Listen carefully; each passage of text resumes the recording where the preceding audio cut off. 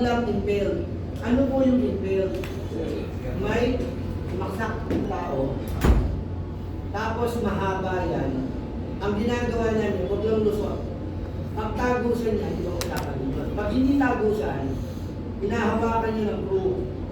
Tapos binabalutan ng mga almost 1 foot ang layo, binabalutan ng towel na basa na piniga. Tapos titirahin ng grinder, puputulin yung object. Kasi hindi namin may na-transfer dyan yan. Mahaba, tutukod dyan sa helicopter, tsaka pag gumagalaw, masakit. No? Yung iba, maximum 1 foot.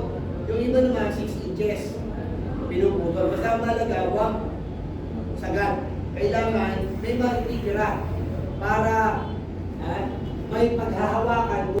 Bulutin. Sir, bulutin na lang natin. Huwag mong bubulutin. Bubulwak ang dugo. Pag ganun mo, bumulwak. Utang pinalin. Libre ka buwan, lalo na matay. Ayun. So, yung object, pumunta na kayo kasi bumulwak. Okay. Ang problema, gumagalaw yan kasi yung laman mo malambot. Tama ba? Kahit may buto na pwedeng nakainit siya, malambot pa rin yung laman loob at laman. Tama ba?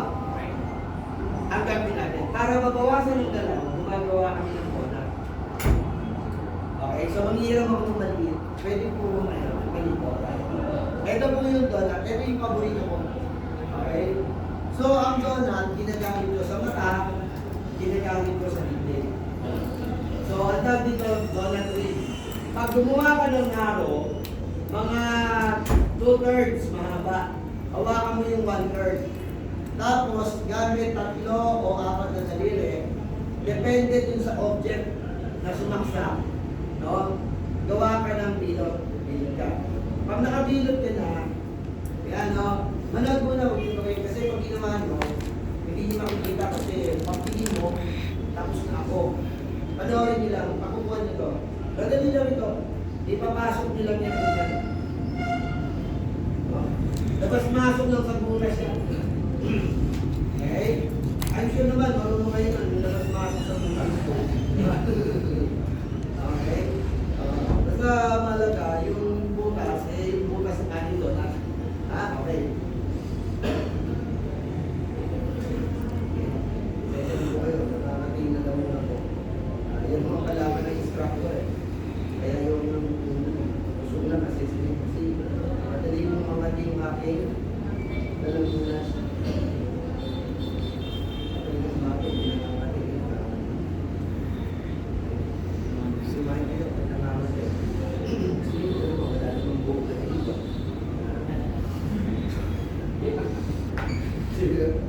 Yung na makakaniwala ko yung mga bahay. Matatagal po ako. Joke na lang ako. Okay? Papatawa lang. Yan. So, itago mo ngayon yung ulo.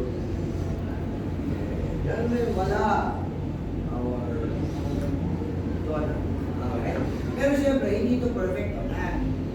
Hindi naman tumasa ng tinapay. Ang mahalaga dito. Ngayon, kung tatansya mo yung bilot, tsaka yung diameter ng object, pwedeng pumasok yan. Pwedeng pumasok. So, medyo napalitata ako ng bukas.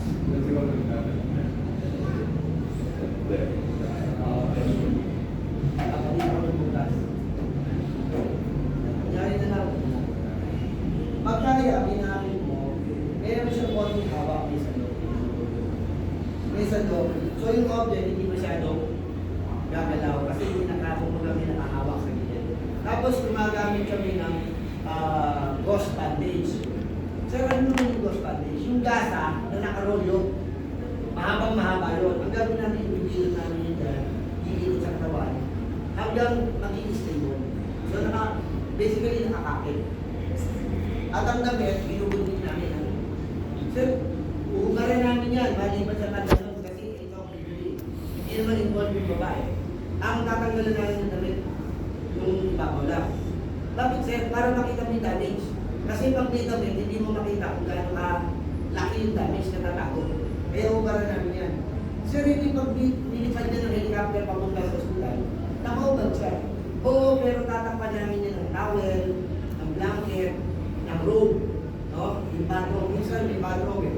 Tatakpan namin, huwag lang yung likod naka-open. Basta ang mahalaga, nakita namin yung damage, hindi nakakaharap yung takip. Pag galing nyo ng ospital, option ng ospital, kung puputulin yung binalot namin, at bubulutin. Kasi pag binulot nila, hindi yan binulot sa ilaw. Ang bulot niya sa operating room. Kasi pag binulot yan, bubulwak niya. Kailangan nakaready yung blood transfusion, kasi baka maubusan. Nakaready ang dextrose, nakaready rin ang mga pansulot ng ugat para mapigil ang pagbulo. Kasi pag bulot niya, kasi yung maahaw sa butas, okay? Kaya yan, magamit kami na. Ngayon, ihiramin ko muna ito, sir, ha? Maliit lang naman ito eh. Kasi papakita ko ito sa inyo sa matama. Sa matama siya. Okay? So, alam na natin ngayon yung donut. No? Alam na natin na wala nakatusok. May sugat lang. Okay? So, ganito gagawin natin. Gagawin natin ang sugat na may dibdib kaiba. Ang gagawin mo, itatapat mo yung apex sa may injury. Pero bakit mo itatapat? Nandiyan yung logo dapat eh. Tama ba? Okay. So, nakatapat. Ang gagawin mo, papahawakan mo sa bibig. Siyempre ito papahawakan. Di ba may gasa yan? May gasa sa ibabaw ng sugat, yes? Kung hindi mo papahawakan, malalaglag yung gasa. Direct yun, nakatayo yun, o nakaupo malalaglag yan. Kahit lumalapot ang dugo, kung ganyan nakatangilid yung gasa, malalaglag yan. Tama ba? Okay. Hawakan mo sa kanya. Kung ang pasyente mo, may kakayahan. Okay. Ang gawin ko ngayon, okay, tulas mo ito. Normally, ang hindi nakaupo sa sahig. Hindi natin inuupo yan sa silya. Kasi baka mahilog, magalaw ba, tumatumba, mas malaki sakit ng ulo. Sa sahig namin yung pinapa-buko. Para pag natumba, hindi mataas, magkakaalak. Clear? Okay. Ngayon, itiklopin mo to. Bakit sir? Ang laki ng tela, oh. Abot hanggang dawang. So, itiklopin natin. O, da? Pag tiniklop mo to, ang tiklop, labi 1 inch. Titiklopin mo to hanggang malapit sa dulo ng stair. Sa babae, below the breast line. No? Okay. So, sir, paano mo nalaman na sternum na yan? Kayo yung kutong niya. Pag yung ito, nakita mo yan. Sternum yan, no? Diyan mabubuha ng CPR eh. Kaya alam ko, ito na yung dulo. Okay. Gagawin ko, hanggang doon. Tapos, punta sa likod. Mag-i-square lang ka. Ang square lang mo, huwag ka mag-i-square lang sa gitna. Kasi pag sumandal ko, yung buto, tutupod sa buhol, masakit. Kaya ang buhol mo, hindi mo itatapat sa buto, itatapat mo sa laman. So, pwedeng kanan, pwedeng kalawa, huwag lang gitna. Ang tanong, saan ba? Kanan ba o kaliwa para sa kanya? Sa puntong ito, ang injury na sa kaliwa. Kaya ang buhol mo, kaliwa. Kaliwa kung buhol.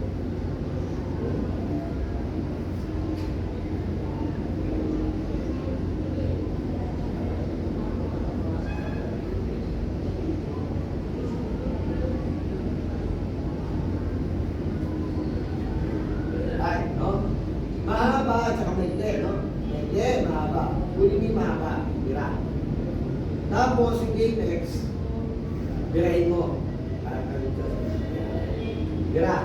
Pagkabira mo, mag-sperm ka. Okay? Ay.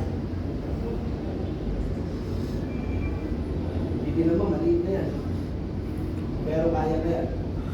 Kasi nga, sabi, tapos to, bakit na yan? Please. Okay.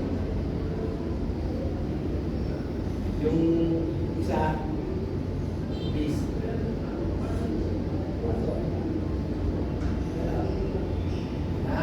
Okay, no? Ngayon, masakit yan. Naka-ibig ka, ang gawin mo, etong edge na to, ito mo. Habang nililito mo, binabata. Para magkaroon ng pre. Okay? Yan. O? Tapos ito, masakit ito sa kilikili. Labas. Labas. Habang nililito. Yan namin. Our chest. Ano? Computer. Punta kapi. Okay, no? Pre. Ang gago.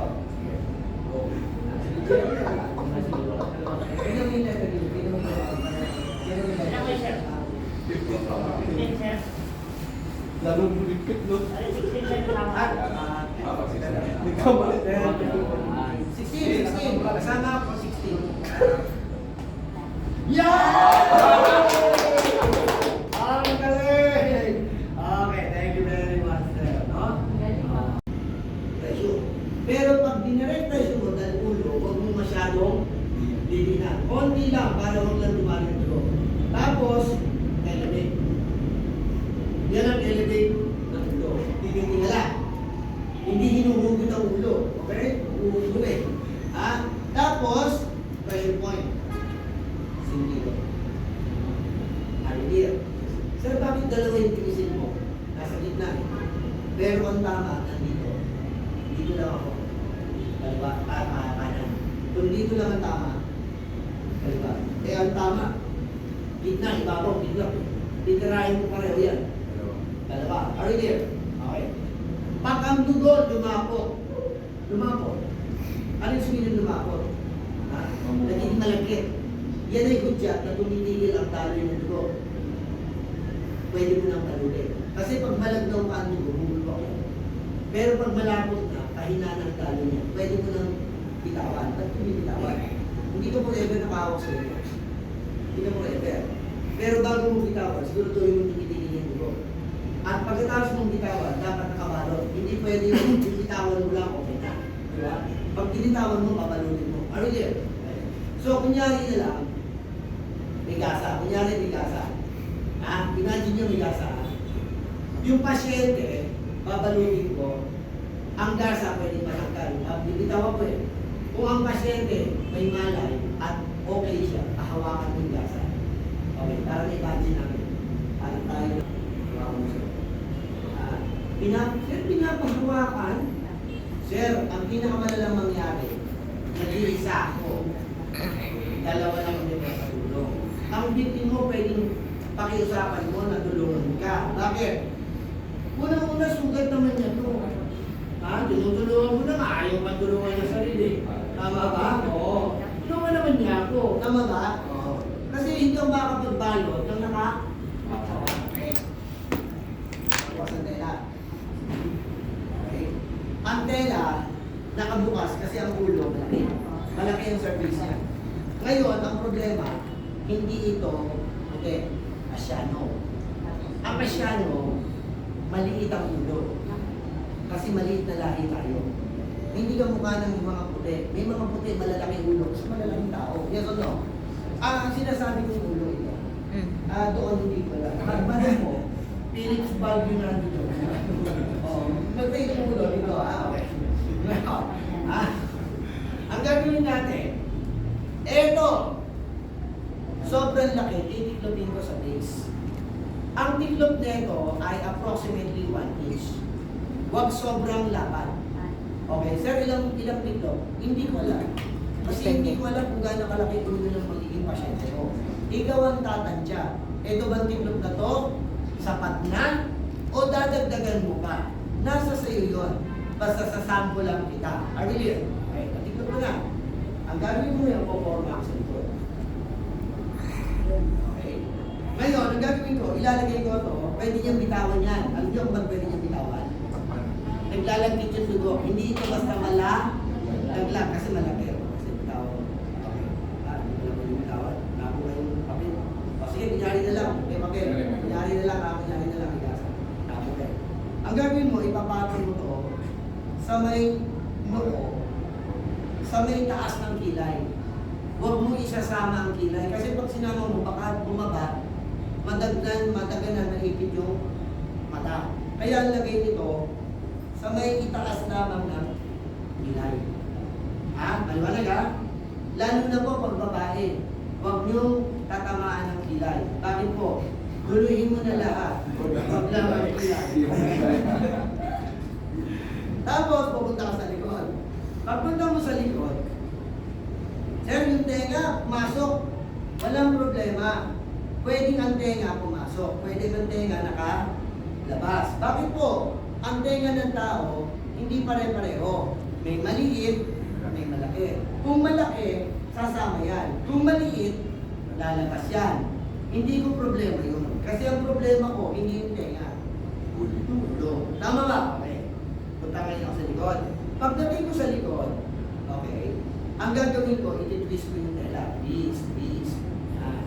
Pag tinwist ko yan, dadalhin ko to sa pinakaibaba ng ulo. Hindi dito. Dito sa pinakababa, yung bilog. Yung bilog yan dito, yung pinakababa. Doon ako mag-crossover. Ang ibig ng crossover, tatawid. Hindi ako magbubuhol. Tatawid. Tatawid lang yan ako. O, tumawid. Walang buhol. Tumawid lang. Okay. Pagdating niyan dyan, i-twist ko pa more. Twist. Tapos, dadalhin ko sa harap. Ako ay magbubuhol sa ibabaw ng tiklop. Bakit ako magbubuhol sa ibabaw ng tiklop? Ng speta. Kasi yung tiklop makakatulong na maging sapin para pag tumukod ang buhol, hindi masyadong masakit. At ayun na yung letter U. Ngayon, pipitawan ko muna. Kasi maluwag pa yan. Tayo ka, sir. Pupo ka ng tayo. Yan. Ngayon, maluwag. Hindi pwedeng maluwag. Kasi mawawala yung pre-shoot. Gagawin nyo ito mamaya, pagkakain natin. Hawakan mo yun, no? Hawakan mo yung index. Bibirahin mo. Pag binira mo yan, makikita mo magkaka-pressure. Iigpit yan. Yes or no? Ang gagawin mo ngayon, eto, itibitod mo yan. Isasaksak mo. Pag sinaksak mo yan, lalong hihigit. Ayan. Okay. Okay. Lahat na ngayon, sir. Ayan. O, kita nyo, kapit na yan. Ngayon, eto, itatago mo to. Bakit? Ang square nut madaling matanggal. Baka sumabit. Tsaka isa pa, pag hindi mo to tinago, baka sumigaw to. Lahat na! Kung hindi naman, i-just panic eh. Di ba? Oo. Kaya i-twist mo, twist, tago. Pag tinago mo yan, walang sasabit, at hindi lang walang sasabit, magiging malinis. Tingnan. Pag naitago mo na, dyan mo malalaman ang isang katotohanan na hindi lang pala si Darna at Iyas Paniti ang bayanin nasa iyong harapan. May isa pa important, si Piccolo. Diba? Oo, pero pag tinitigan mo kalalo, marirealize mo, sa likod ng tatlong bayaning binanggit, may isang madilim na katao. Akala ng sa 44, napatay nila ang lahi ni Marwan. Hindi na lang, boyang pisa ni Marwan. Si Abdul Jakul. Diba? Okay? Sir, picturean niyo na po kasi hindi ko na ito ulitin. Gusto namin kami dito, hindi ko namin ako. Ang kita sabi ko, hindi ko nakita ito na nasa buong tao ko. Kung ako nakita ko ito, yari ito. Ganun talaga ako. Baka yan siya si truck yun sa ano? Pero kung ganun, ang liit. Truck yan siya, ay sikat na billionaire. Sa isang bansa na. Hindi naman siguro lady ko yun. Bigyan naman yun sir, 1M. Oh? Balikan natin yung ating... Yan, no? Thank you, sir. So, yan. So, kung nakaganyan yan, di-train mo, ang tendency niya bumabalik. Pag bumabalik yan, tinatalian namin ulit para hindi siya uhulagpos o luluwag. Are you clear? Ngayon, ang tanong, how do I keep and maintain the tourniquet? And how long do I maintain na naka-tourniquet? Pag ako nag-tourniquet, para sigurado ako na effective siya, kakapay ko yung pulso. Pag ang pulso nawala, ibig sabihin accurate. Tama ang bigpet kasi napigil ang daloy. Nawala ang pulso eh. Okay. Ngayon, i-maintain ko to for 15 minutes. After 15 minutes, tatanggalin ko. Gano'ng katagal kung tatanggalin? 15 minutes. 15 minutes nakakabit, 15 minutes natanggal, 15 minutes ikakabit, 15 minutes tanggal. Kasi ang habol ko lang naman, tumigil yung lumalabas sa dugo. Okay? Kasi pag hindi mo tinanggal, hindi na dadalo yung dugo, mamamatay dito. Mula dito hanggang dyan, nangihin. Pag nangihin yan, nabuhay mo siya, pero puputulin yung doktor yan. Bakit puputulin? Patay na ang laman. Ano ba ang saysay nakakabit yan? Puputulin niya kasi mapupulog yan. Pag nabulog yan nakakabit, it will cause infection sa katawan ng tao. Puputulin. Kaya nga ito, tinawag na last resort. Bakit? Kaya siya huling gagawin kasi nanghihingi ng kabayaran. At ang kabayaran ay kung saan mo kinapit, mula doon ay puputulin. Kaya yan, hindi basta kinakabit kung hindi talaga kailangan. Kung kayang gawin ng tatlo yung trabaho, hindi ito ikakabit. I relate. Kasi naghihingi ng kabayaran. Alright? Ngayon, sir, niluluwagan naman natin. Oo, kaya nga natin niluluwagan para yung dugo makadali ulit. Huwag lang tuluyang mangitim at maputol. Ariel, kaya lang kasi, siyempre, minsan, maraming casualty napapabayaan, hindi napapansin kasi busy sa iba din. Kasi hindi nag-isa ang victim. Marami yan sir, pagka mga tinarang na disaster, yung mga ang mga na-injured, marami. Yung natulungan mong isa, bago mo mabalikan, matagal kasi ang dami mo pang tinulungan. 15 minutes lang to, hindi mo mababan. Kaya hindi sa pagbalik mo may tulungan. Wala niyo, pag na-rescue yun, puputulin na ng doktor yun. Kaya lang at least siya ay buhay, hindi na umusan ng dugo. Kaya lang ito. Kaya ito, hindi namin nasa pinakalit. Ariel, nagkaintindihan tayo ha? May questions, may questions on the communicate. Sir, nasa range pa lang.